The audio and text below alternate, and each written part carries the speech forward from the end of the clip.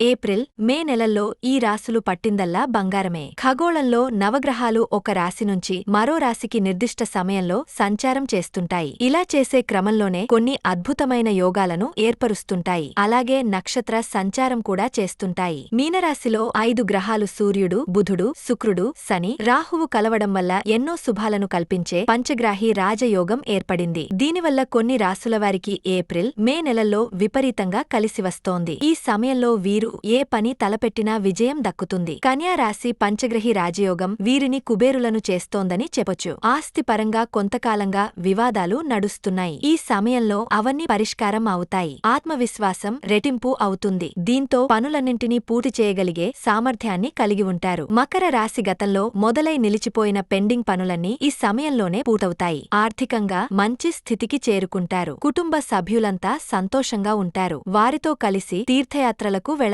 పిల్లల నుంచి శుభవార్తలున్నాయి. మిథున రాశి వీరికి అనేక రకాలుగా అనేక రీతుల్లో ఆర్థిక ప్రయోజనాలు కలగనున్నాయి. టీచరు వృత్తిలో ఉన్నవారికి వారిపై అధికారుల నుంచి మద్దతు లభిస్తుంది. దీనివల్ల అనేక లాభాలను అందుకుంటారు.